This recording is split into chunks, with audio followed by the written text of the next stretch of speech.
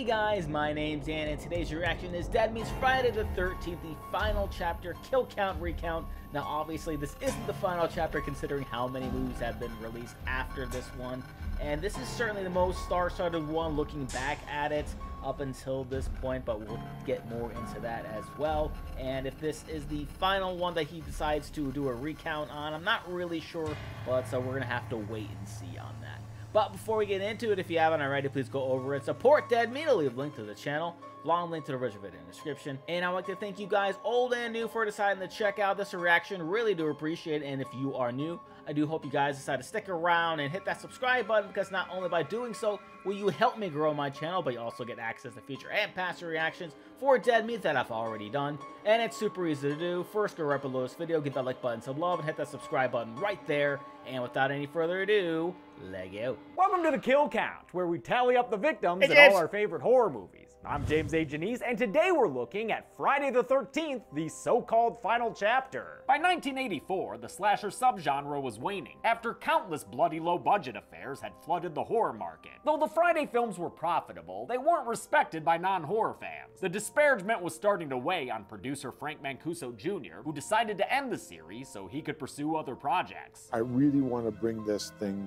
to an effective close. You may remember Frank Mancuso Sr. from the first Friday recount. He was the Paramount executive who helped get the original film released. His son, Frank Jr., started working on the Friday sets during Part 2, first as a production assistant, but quickly becoming a producer by time Part 3 rolled around. Mancuso was the closest thing to a showrunner the Friday franchise ever had, which might explain why the first four feel so samey. He called them exercises in commerce. They were there to make money, not to be art. Steve Miner declined to direct another installment, so Mancuso hired Joseph Zito to helm the final chapter, which would again be shot in Southern California. Zito was suggested by Boston moneyman Phil Scuderi because of his 1981 film The Prowler, which I covered in the first Kill Count filmed at my new house. Zito studied the first 3 Fridays to make sure he'd give the fans what they wanted, and tried his best to do new things within the restrictions of the Friday formula, which was mandated by the producers and investors. From my research, Zito seems like he was an intentional, intelligent director who truly wanted to make the best Friday film he could. However, he was also a demanding perfectionist, and his quote-unquote tough love eventually led to conflict with some of his cast, even though they were just as serious about making the film. We all just wanted to make it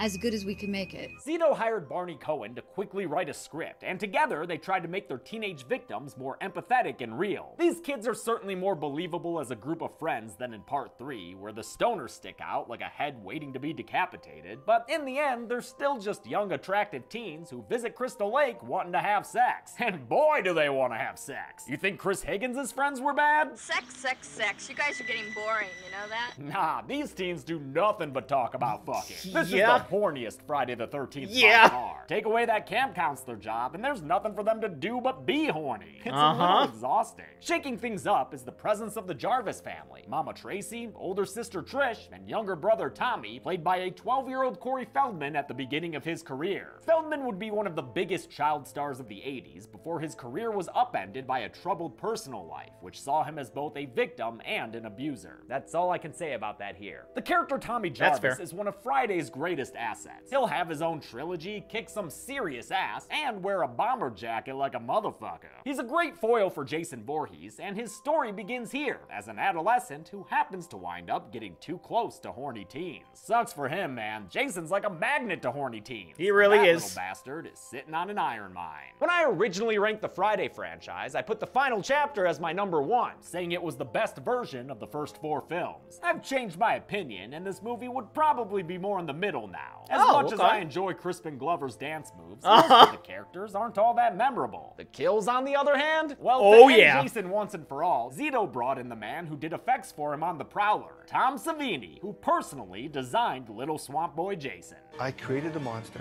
and I get to kill him. Let's see what Gore Daddy brought home for this false finale and get to the kills. So good. The movie begins with a previously on delivered to us by Paul Holt. Paul Holt! I mean, this movie did come out nearly 2 whole years after part 3. Better remind people of all the stuff they've seen before. I love when it shows Vicky's death as though Paul Holt is talking about it, even though she's sitting right next to it. Thankfully, Yeah, it's that's less pretty than funny. 3 minutes until we get our title card. Wait, title card. Yo, behind you. Oh, Explosion! God, it's the final chapter with a pyro entrance and surely some inventive opening credits.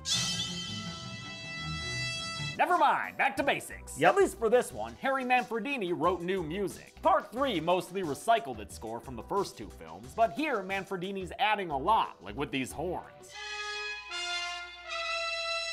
So good. Sounded like a Bond song and shit. We come out of the opening credits into a fucking budget. Check out that whirly bird. And this opening shot, which was the last thing filmed for the movie. It was done by having a Steadicam operator standing on a crane, which was then lowered to the ground so he could step off and continue the shot. The shot ends in the barn where the J-Man lies, right where Chris Higgins left him. The cops on the scene confirm my kill counting for part 3. This time he got 7 kids and 3 bikers. Yep, that's exactly what I got. This time they got him. Oh, except for that. Might want to hold off there. Jason's supposedly dead body is taken to the hospital where, what, is that meant to be Chris Higgins with her parents there? Okay. In the morgue, Mortician Axel does that whole eat around dead bodies thing that horror movie coroners always seem to do. Axel's a nasty motherfucker too, talking about a dead girl he says is cute. Real cute girl. Was.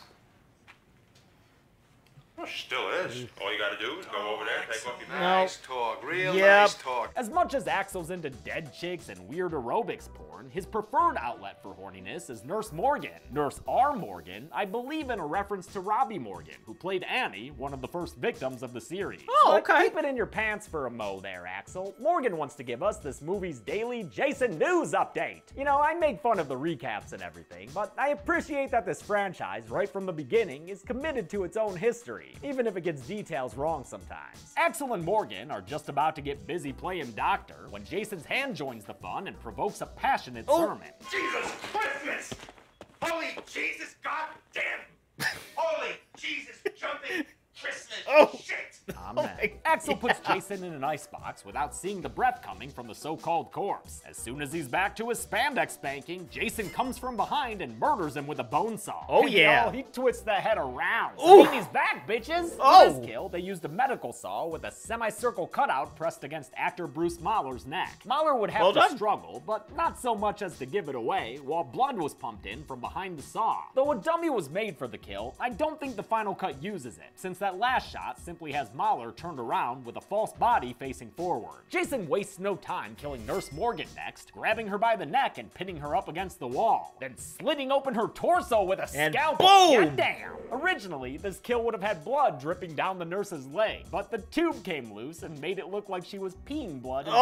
Oh, That yeah. sounds like less of a Jason problem and more of a kidney stone thing. For the Yeah. final chapter, Jason was played by Ted motherfucking White. Ted White is very possibly my favorite Jason Voorhees. Same. Dude was 57 when he played the J-Man, having already done stunts for decades, doubling for actors like John Wayne, Clark Gable, and Rock Hudson. This Okay. Texas-bred badass stayed in character and kept to himself on set, but at the same time took great care to keep his inexperienced younger co-stars safe. The young people we had in the cast were some of the greatest kids that I've ever worked with, and I've worked with a lot of young kids in the business. Just That's nice. Unbelievable what they went through for the amount of money they were making. White's Jason moves faster than Part 3's hunched-over loafer played by Richard Brooker. He also feels more intelligent than the trapped animal Brooker sometimes seemed like. I Agreed. did change it. I changed it to where I moved faster, and I tried to make the kills a little swifter. White didn't care about matching the previous guys. He didn't even want the job in the first place and only took it for the money. As per his request, his name wasn't included in the credits. He Wow. came to love his part in the series though, and still attends conventions, where he often jokes about how old he is since now he's 95. Talk to him if you get the chance to. The dude is an absolute delight. I just wanted to ask you what your favorite stunt in the final chapter was. Getting paid. Now, remember when I said you'll see a whole lot of camps and houses around Crystal Lake? Well, I guess this whole time, the Jarvis family has lived there. Fitness-oriented mother and daughter, Tracy and Trish, and their alien son brother. Haha, no, that's a person. It's Tommy Jarvis. He made this mask, which, like, I call bullshit. I don't care how smart and nerdy you are, you ain't making these things at 12. But Tommy Jarvis is named after Tom Savini, so of course he'd be a master at effects. Director Joe Zito thought a kid character would be new and interesting, and though he was worried Corey Feldman might be too small, Feldman won him over with how much he wanted the role. They couldn't contain him. His agents were trying to negotiate, but, you know, Corey kept saying, oh, I'm gonna do this, I want to do this, I'll do whatever. Oh, that's awesome. So, you know, it sort of hurt their position. There's a house next door to the Jarvises, which has just been rented by 6 friends on their way there now. The friends are Crispin Glover, his sex pest bro, and, these 4. Crispin Glover as Jimmy and Lawrence Monason as Ted are given the most screen time, as well as a running bit that revolves around Jimmy's little Jimmy. You're a dead fuck. What? A dead fuck? A lousy lay. A wilted bee stem, you know. Yeah. We know. Yeah. Know. And if you like the dead fuck joke, well, you're in great luck, folk. Dead fuck. Yep. Dead fuck.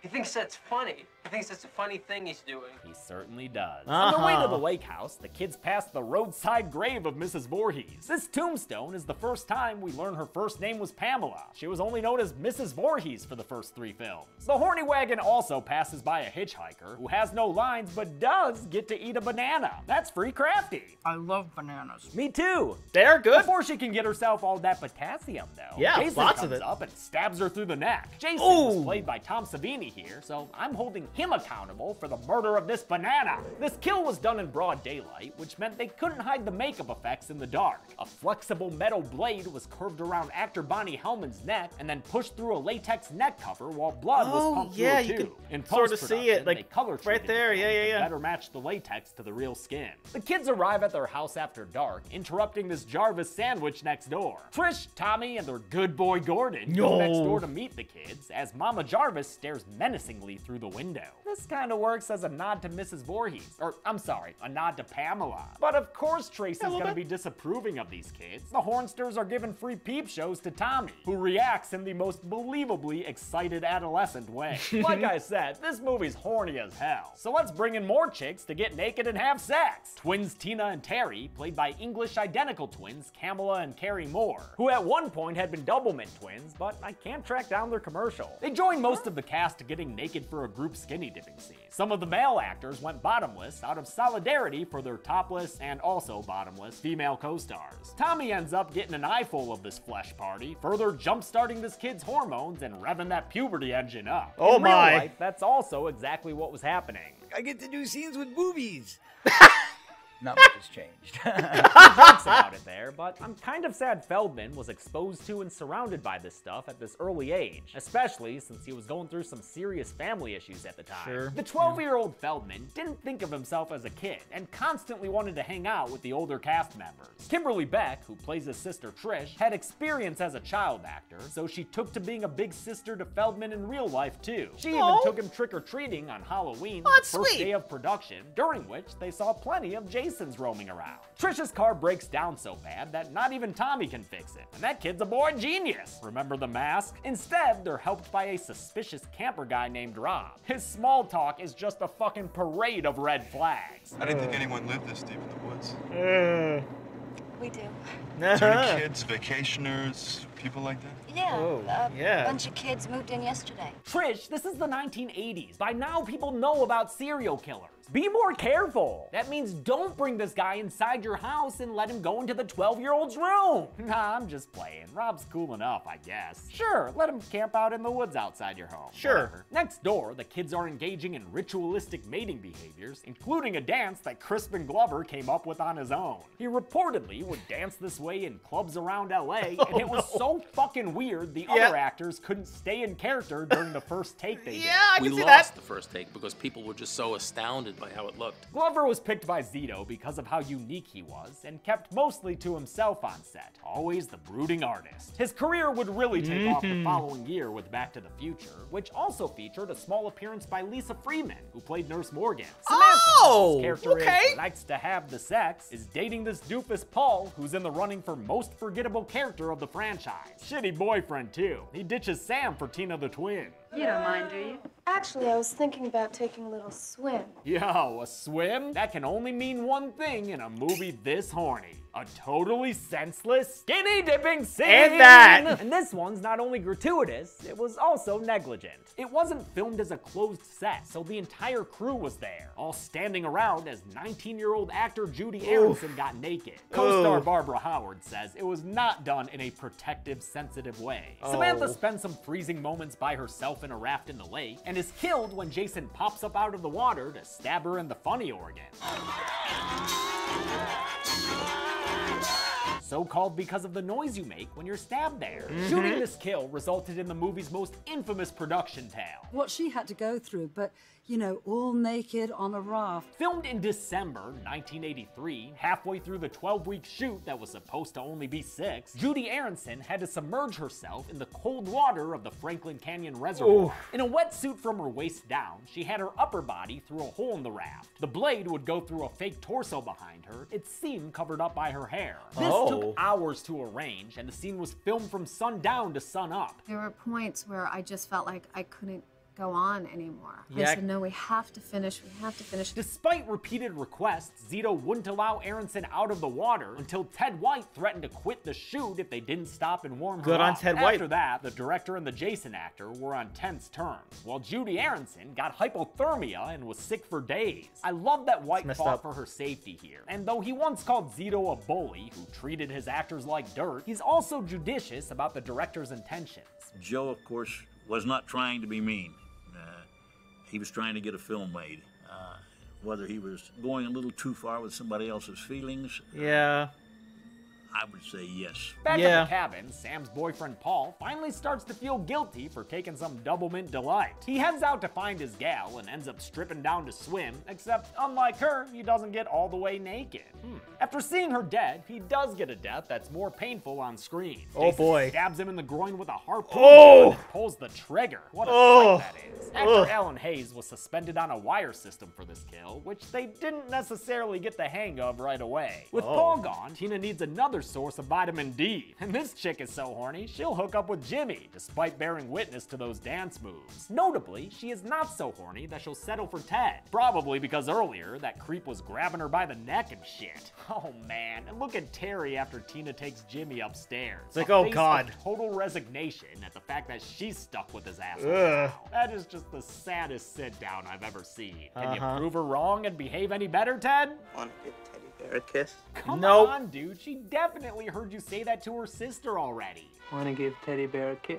You're so bad at this, Ted. Ted eventually finds some ye olde time porn, and while he fixates on that, Jimmy gets the real deal upstairs with Tina. Terry's tired of all this bullshit and would like to please go home now, please, but Tina says to leave without her, so Terry heads out in the rain by herself. There, Jason spears her during a lightning flash in one of the best and most creative off-screen kills I've ever seen. Very Unlike nice. the next one that happens, with poor Mama Jarvis, after she gets home to find that her kids aren't there. She looks for them inside and outside the house, and is killed off screen with a look of terror on her face. Originally, we would have seen more of Tracy Jarvis's death in an ending pitched by producer Frank Mancuso Jr. and moneyman Phil Scuderi. The morning after everything ended, Trish would go upstairs and find her mom's dead body in the tub. The nightmare would then be revealed as a full-on hallucination. Really glad they didn't use that. This series did not need a fourth dream sequence ending. Trish and Tommy get back home to find their house deserted and dark. Trish heads out in the pouring rain in an oversized men's shirt wrapped in a belt, looking for the tent camping hitchhiker man she met earlier that day. Oh, there he is. What the hell are you doing here? What are you trying to do? Kill me? I mean, in most cases, yes, Yes. Trish. That's exactly what he'd be doing. You've got to be more careful. Rob reveals his backstory, which is another strand of continuity for these films. He's here hunting Jason because he killed his younger sister Sandra. She's not shown in a flashback, but Sandra was the underage chick in part 2 who got impaled in bed with a spear. I love this stupid, needless connection so much, I don't even care that it doesn't make sense timeline-wise. Rob likely wouldn't know his sister was dead, or have time to start hunting Jason. Sandra was killed on Friday the 13th, Jason had his 3D adventure on Saturday the 14th, and the final chapter immediately follows part 3, making today, Sunday the 15th, only 2 days after Sandra was killed. Not exactly a long Parts 2, 3, time. and 4 take place over a single weekend. I feel like a lot of people don't realize that. With his lovemaking I comedy, didn't. Jimmy puts a period on his character arc.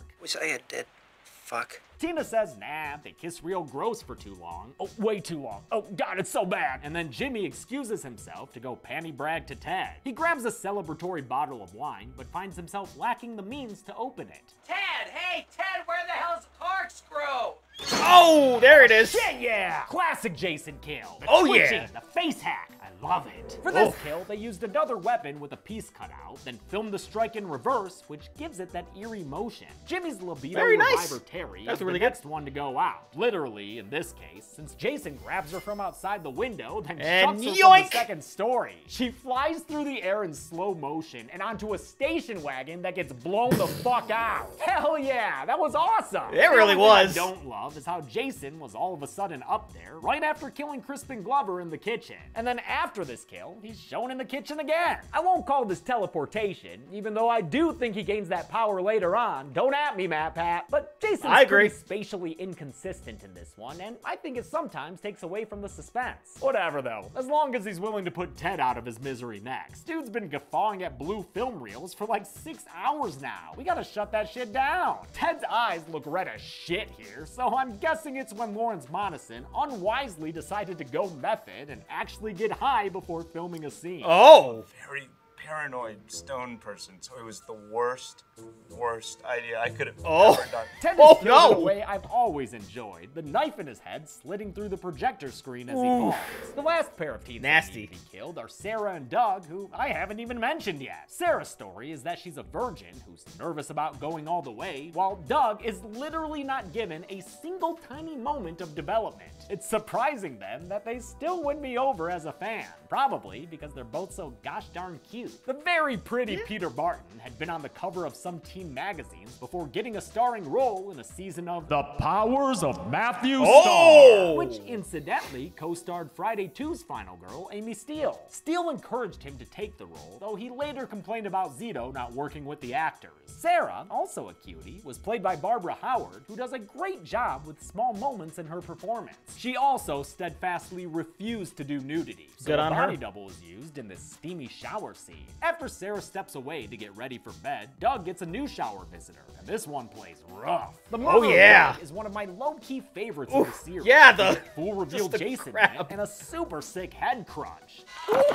Zito wanted to reverse The sound effects, though, so good. Type of a woman victim in the shower, probably since he already did it very explicitly in The Prowler. So here, he has the pretty guy get killed all hot and wet. Ted White had to shove Barton's head hard against a padded surface before the shot switched out to a fake head that White then crushed beneath his hand. A blood tube running down Jason's sleeve provided all the red stuff. Sarah good. finds Doug's dead head hanging out in the It's really shower cool how they do all these.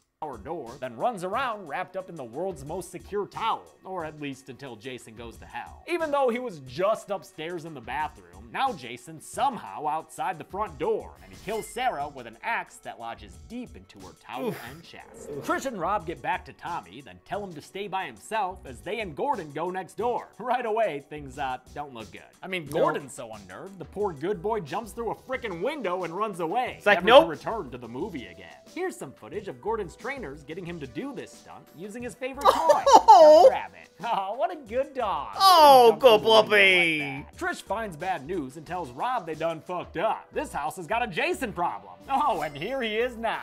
I think he's killing you, Rob. Yeah, that's what I thought. Although, can we really be sure about that? Alright, bud, I'll take your word for it. Rob's death was meant to be scary, in contrast to the other more fun kills. I'll admit it is a little disturbing to hear him realize what's happening, but the repetition teeters into hilarity after a little bit. Now that Rob's dead, Trish can begin her final girl circuit. Perhaps a doublemint corpse to start things off? A little bit of Glover in the doorway. Oh, Jason is not interested in any Glovers in the doorway. Ouch. Trish's racer picks up a sidecar when she gets back home to TJ. So now both of them can enjoy a course classic, a body being flung through a window. This scene was choreographed to a beat, but Zito lied to Corey Feldman about when Jason would reappear. The window crash and grab took Feldman by complete surprise. Oh. Scared the shit out of me. That is real pants-shitting terror on his face there. I'm not sure how seriously it scared the poor kid. Are you okay? Are you okay? No, I'm not okay. Of course not. I was not okay, and I was not okay for quite a while. I can't help but feel like Ted White enjoyed doing that. Jason and Tommy weren't only adversaries on screen. The only person that I didn't get along with or was afraid of was Ted White. He was a mean little kid. Sounds like a culture clash between the old school White and the rowdy pubescent Feldman. He wasn't very well-mannered. That was kind of hard for me to relate with because I wasn't real the cowboy type. That conflict is kind of hilarious to me, especially since White was fair as always and complimented Feldman's performance. As mean as he was very good in the film. I liked him. I liked the way he did it, and I liked the way he worked. I felt like he had the energy of an adult as opposed to that of a kid. Jason busts his body into the house, throws a hammer at Trish's head, and eventually hacks his way through Tommy's door to say, "Mister, clean up this room!" Trish fights back, like any good final girl, putting a TV on Jason's head and later luring him out of the house so Tommy can have a chance to escape. She and Jason play cat and mouse all over La Casa de Horny Teen until she decides she's done playing this shit and good goddamn jumps out the window. Another slow motion falling stunt. I love it. I always feel bad when that board bounces up and hits the stunt performer at the end. The back and forth between the two houses, so close together, makes for a great third act. The Jarvis house was a real house in Topanga Canyon that's been used in several other productions. Hormone Headquarters, on the other hand, was built by Friday's crew. An expensive line item, but one Zito pushed for and worth it for the chase setting. During his sister's race, Tommy has started to give himself a makeover after seeing what little boy Swamp Jason looked like in some news articles. Thanks for bringing those around, Rob. Really wish Jason hadn't killed you. He's killing me! He killed you, Rob. It's in the past now, man. Yeah. Trish nearly whacks Jason when he tries to sneak up on her, then lands an awesome hit with the machete and splits his hand apart. that was brutal. It's one of my all-time favorites. Like many others in this movie, it was done by shooting the action in reverse. A very groany Jason eventually disarms Trish and knocks her down, but before he can kill her, Tommy runs downstairs and starts yelling at him. Jason! Great addition to the score here, with a theremin-sounding version of the Friday theme. Perfectly matches the mind games Tommy plays with Jason. Remember me, Jason? Jason, don't you remember? The distraction gives Trish the chance to strike Jason, knocking off his mask and revealing a gnarly face, one modeled after his original Swamp Boy look. Tommy Jarvis then grabs the machete and hacks into Jason's head with it. The big man falls to the ground and is killed in another one of my absolute favorite effects. And yes, Jason dies here, especially after Tommy freaks out and goes ham with the machete. keeps going.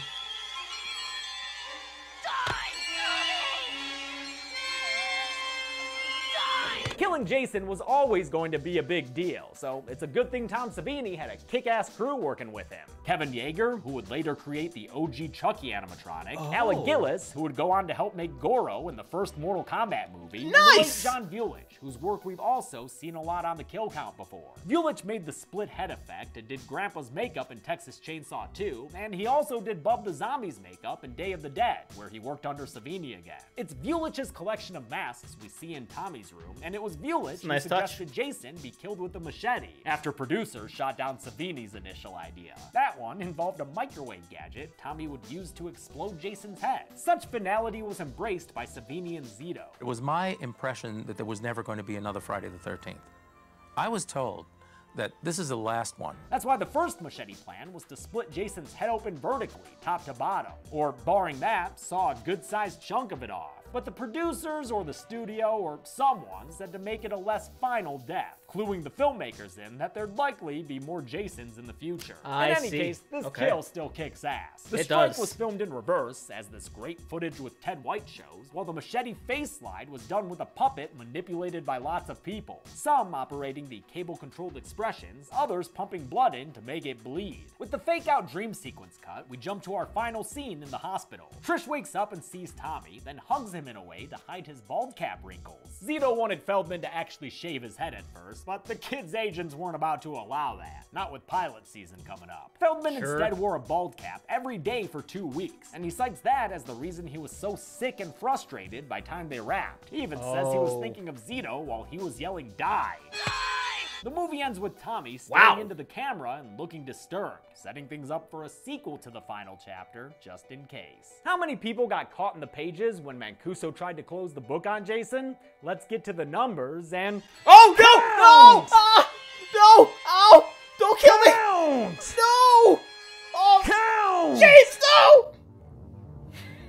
There were 14 kills in the final chapter, Jason and his 13 victims. All in all, there were 7 lady victims and 7 dudes, continuing Friday's trend of having mostly even pie charts. With a runtime of 91 minutes, that left us with a kill on average every 6.5 minutes. I'll give the golden chainsaw for coolest kill to the J-Man himself, Jason Voorhees. That character needed a spectacular death, and boy did they deliver. Dual machete for lamest kill will go to Mama Jarvis, whose death was so lame it harkened back to Steve Christie's from the original. And that's it. Friday the 13th, the final chapter, was at first scheduled to be released in October 1984. But they rushed through post-production in an insanely short 6 weeks and finished in time for a very early release of Friday, April 13th. The film set a new opening weekend record for Paramount. Wow. And with that kind of success, obviously they'd make another film. I'll look at that next week, but until then, I'm James A. Janice.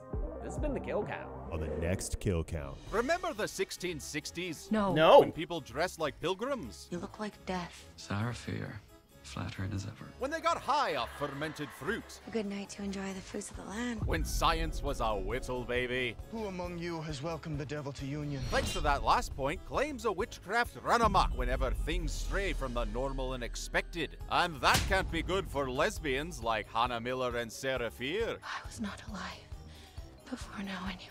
Fear Street Part 3, 1666 takes us back to the beginning of Shadyside and Sunnyvale. We see what really happened to the so-called witch Sarah Fear. She drinks the blood of virgins to keep her youth. And why Sunnyvale's good brothers seem to be playing life with cheat codes. Left, right, BA start. What? Then we fast forward back to 1994 so we can finish up this story and bring it all home. This is it? Yep. This weekend, watch the spectacular conclusion to the Fear Street trilogy on Netflix. And this Sunday, unless there are any copyright issues, We are being punished. tune into Dead Meat for the Kill Count. If they want a witch, I will give them a witch. Fear Street Part 3, 1666 can currently be watched on the pictured streaming platforms. Dead Meat always recommends you watch the movie for yourself before its Kill Count. It's the only way to have your own properly informed opinion. Kill Counts are never meant to replace the experience of watching a film. Thanks a lot for watching. Yeah, so there's been nothing but issues with those kill counts up until this point, so I feel like if they avoid anything with the third one, it'll be a miracle. So as with this one goes, he says it's not his favorite Friday the 13th up until this point, and I kind of feel like it is, because really for me, with comes with slashers, story is great, sure, but that's not really why I'm there. I'm there just to see how crazy the kills are and how good they looked. And I feel like consistently throughout this movie, each kill was just getting better and better outside of the mother. Because unfortunately, you know, she got that off-screen death and she didn't even get all she just got was just a horrified face. But overall, the kills from top to bottom were great. Looking back and seeing those actors that I mentioned before with Corey Feldman and I can't remember his name, the guy who played a George McFly in Back to the Future. I remember rewatching this, like, oh my god, I totally forgot he was in this. And you know, all of that wrapped up together made it my favorite up until now. And I guess we are going to continue doing some recounts with the 5th one, so that's going to be a lot of fun. And I can't wait to see what exactly he has to say about it. So that will do it for me here. But before I go, though, I wanted to give a huge shout out to all my $5 and up supporters on Patreon. Marvin Espinoza, Cruising, Wolverine310, Kester Cronage, Amber K, Minnie Melt, Kelsey, and Lauren Davenport. Thank you guys so very much. And if you too like to have your name read at the end of each and every one of my videos, plus many other fun goodies, including me reacting to any video you want to see me react to, please head on over to patreon.com/TheDanReactor. The link will be right there and in the description. And with that being said, comment down below. Let me know, was this your favorite Friday the 13th movie? Please leave a like if you enjoyed. Also want to see past reactions on other Dead Meat videos. Got a nice playlist right over there full of them for you. Share this video, subscribe if you haven't subscribed already. Ring notification bell because we put up new videos every single day. And I will see you guys next time.